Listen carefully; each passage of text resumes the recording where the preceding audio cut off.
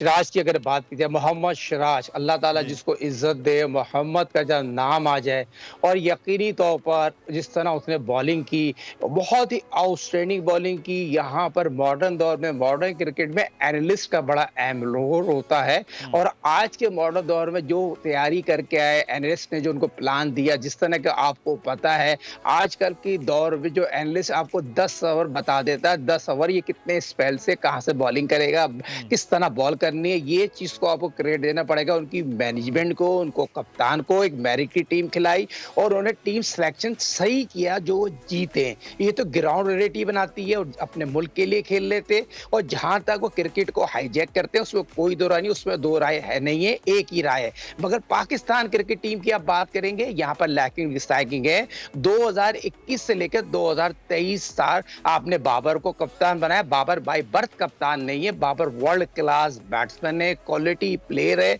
उसकी जितनी भी तारीफ की जाए कम है। मगर हम प्लेयर पावर के साथ एक मैनेजमेंट में, आप मुझे बताइए इस्लामाबाद के लोगों को आप तरजीह दे देते हैं। मैनेजर कौन है? इस्लामाबाद फ्रेंचाइज का है। एनालिस्ट कौन है? इस्लामाबाद फ्रेंचाइज का है। मेरा मकसद फ्रेंचाइज का जो रोल है ना, वो क्रिकेट के लिए बहुत बेहतर है, मगर हुँ। पाकिस्तान टीम में इन्वॉल्वमेंट होना, प्लेयरों को डालना, ये ज्यादती ना करें। आप मुझे बताएं, धानी एक मोस्ट टैलेंटेड लड़का है, वसीम जूनियर 2021 से कैरी कर रहे हैं, आज तक प्ले किया नहीं किया। धानी जाता है इसी ग्राउंड में 5 विकेटें हासिल करता है शाइन से, उसको ड्रॉप कर दिया जाता है। हसनैन एक बहुत ही आउटस्टैंडिंग बॉलर है, सिंध का, हैदराबाद का उसका ताल्लुक है, हैट्रिक करता है, 140 की पेस से बॉल करता है, मगर वो ग्रुप में सेट नहीं होता। आप मुझे बताइए, ये जो कामरान गुलाम ने 1600 रन, 1300 रन बना दिए फर्स्ट क्लास क्रिकेट में, हुँ। करीब नहीं आने दिया। आपने टीम में रखा उसको, मगर नहीं आने दिया। मैंने आपको एक नाम लिया, हसीब लड़का, वो भी तो विकेट कीपर बैट्समैन है, वो भी, मगर उसका ताल्लुक कोयटा से, इनसे बेहतर है हारिस से। मैं कहता हूं, आप बताओ, साइम अभी मेरा शागिर्द है, अपना टैलेंटेड है, मोस्ट, आप जाके रिकॉर्ड बना देता, मगर मेरा कहने का मकसद नहीं इनको खिला दें।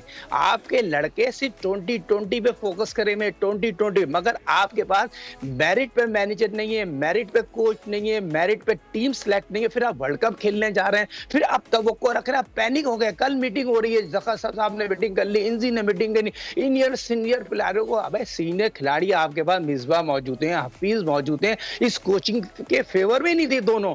मुझे बताओ, इनके होते हुए कोच को कैसा है? मगर आपको पैसे देने पड़ेंगे, क्योंकि आपको 3 महीने की सैलरी देनी पड़ेगी जब इनको निकालेंगे फॉरन को। एक फर्स्ट क्लास मैच खेलने वाला या एक इंटरनेशनल मैच खेलने वाला पाकिस्तान की कोचिंग कर रहा है कि हमारे ग्रेट जावेद मियांदाद के बहुत से क्रिकेटर के मर गए हैं, क्या वो कोचिंग नहीं कर सकते? पाकिस्तान के पास अपने कोचेस नहीं है।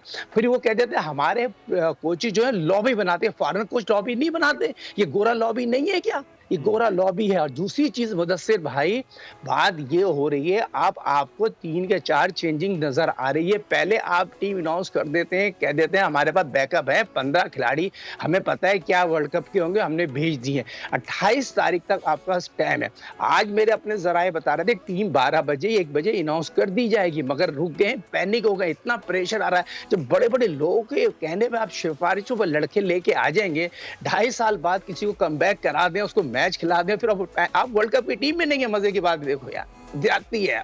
फिर सऊद शकील का क्या कसूर था, मुझे बताइए। सऊद शकील एक क्वालिटी प्लेयर है, 5 ओडीआई खेले, आपने उसको 5 नंबर पे हारिस को खिला दिया, एक लेफ्ट हैंड बैट्समैन को कह दिया तुम बीमार हो, तुम वर्ल्ड कप की टीम में जा रहे हो। वर्ल्ड कप की टीम में तो है वो, मगर उसको मैच नहीं खिलाया। तो ये ज्यादती नहीं है? तो क्या मैं नहीं बोलूंगा तो कोई और तो बोलेगा। सब्सक्राइब करें और बेल दबाएं ताकि कोई खबर रह न जाए।